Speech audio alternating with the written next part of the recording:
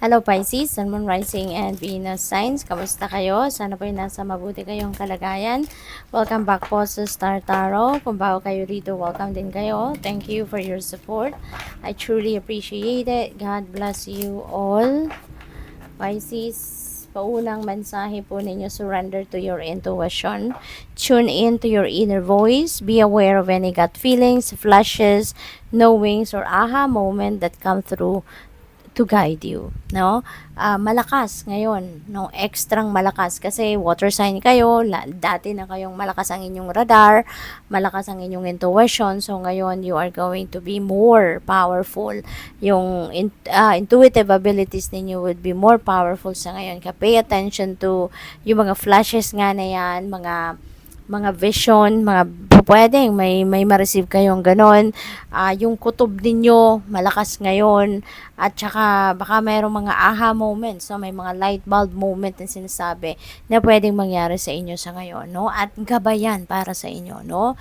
Gabayan, that is important, guidance, insights or information coming from the divine universe to guide you on how you're going to navigate your life sa ngayon, no? Yung mga current circumstances ninyo.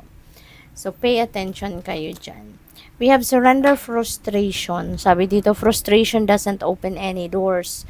The key to resolving a dilemma or dissolving a block is to take a deep breath, center yourself and regroup so you may approach the situation more calmly.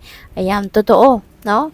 Totoo. Kasi, kung papairalin mo ang frustration mo, dissatisfaction mo sa kung ano man ang mga nangyayari, talagang you will attract more of that, no? You will attract more negative energy at mas lalo kang magiging frantic, mas lalo kang magiging fragmented ang isip ninyo, mas lalong hindi mo maiintindihan lalo ang mga nangyayari kasi there will be more chaos sa isip ninyo. Kaya instead na i-entertainin mo yung frustration na yan, yung mga dissatisfaction na yan sa buhay ninyo, i-ano ninyo yan, i-surrender nyo na lang yan sa Panginoon. Surrender it to God, surrender it to the divine universe para maging stress-free ka nang sa gayon, mas makapag-isip ka ng mas maayos, mas makapag-isip ka ng tamang gawin, allow your intuition to be your guide para nang sa gayon mas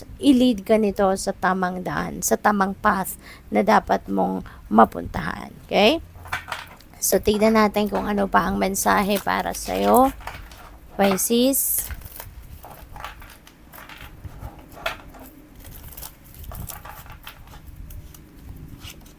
We have Six of Wands. Ayan. So, dito sa Six of Wands, this is a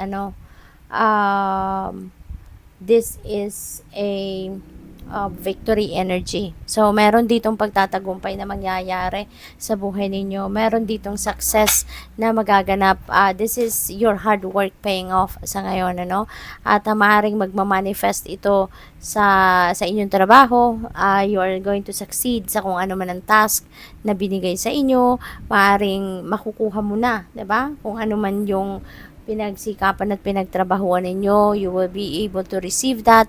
At maaaring mabigyan ka dito ng financial reward, mabigyan ka ng bonus, mabigyan ka ng pay raise, or promotion, pwedeng ganon, no? Bilang premyo sa job well done na ginawa ninyo, 'di ba? So, maganda siya. You will be also sikat, no? Maybe you're going to be more famous sa ngayon, hindi lang sa grupo ninyo, kundi pati siguro sa buong, kung kunyari sa opisina ninyo, sa buong opisina ninyo, magiging sikat ka, no? There will be people who will respect you now.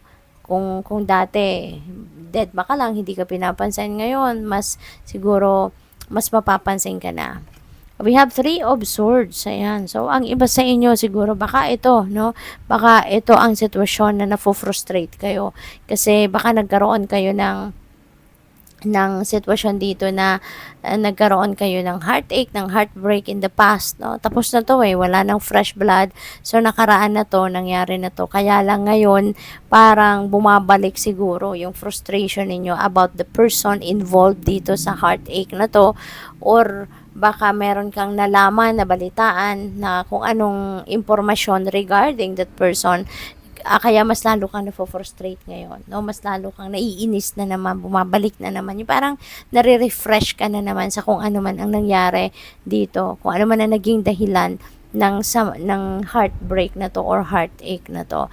Kaya yun, so siguro yung frustration ninyo is regarding this.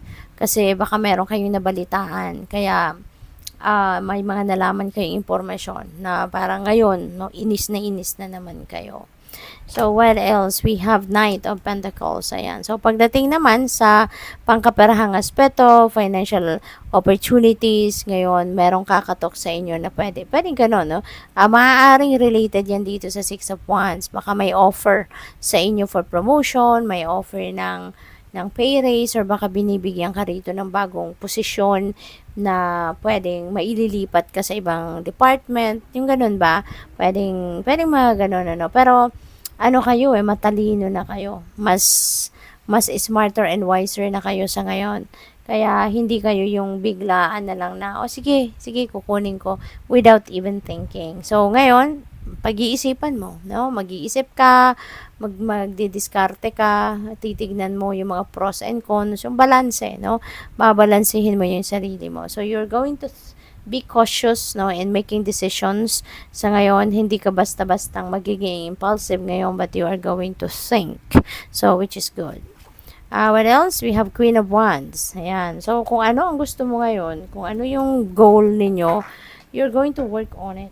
No, kung ano ang goal ninyo, you're going to work hard on it, at gagawin mo ang lahat para marating mo to. Gagawin mo ang lahat para ma-achieve mo kung ano man yung gusto mong ma-achieve, no? Yun ang ganap ninyo. Kaya napakaganda kasi siguro ito yung gagawin mo to bounce back, 'di ba? Sa frustration na ito, 'di ba?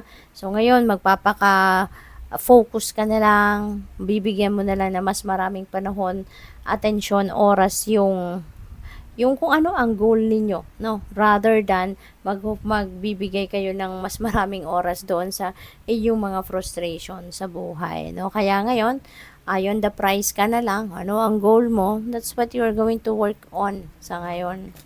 We have Two of Cups. Ayan. So, meron ditong pwedeng dumating sa buhay ninyo na makakasama bago makaka-partner, pwedeng sa trabaho, pwedeng sa business, pwedeng sa task at hand, or pwedeng sa relationship, no?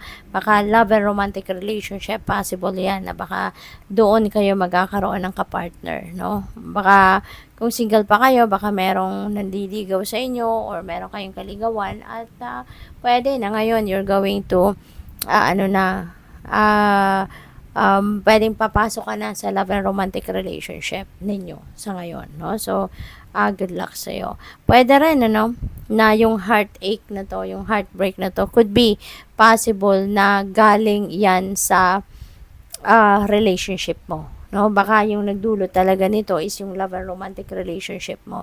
Baka nanggagaling doon. Possible yan.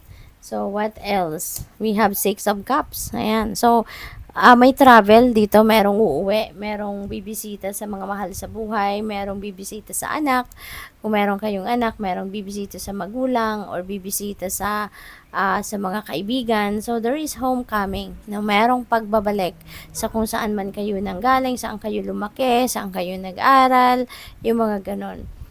Pwede rin, no? Speaking of pagbabalik, baka meron din ditong magbabalik naman sa buhay ninyo. Pwedeng meron ditong siguro long lost friend ninyo na pwedeng mag-encounter kayong muli at try yung kaibigan mong yan na bumalik sa buhay mo. Pwede rin na ex ninyo to, ex-lover, ex-jowa, no? Na baka magkasalubong uli kayo, at pwede, no, na mag-try siya na bumalik uli sa buhay mo, maging parte muli ng buhay mo. So, may ganong klaseng pagbabalikan din, no? So, good luck. Thank you for watching. Love and light. Namaste.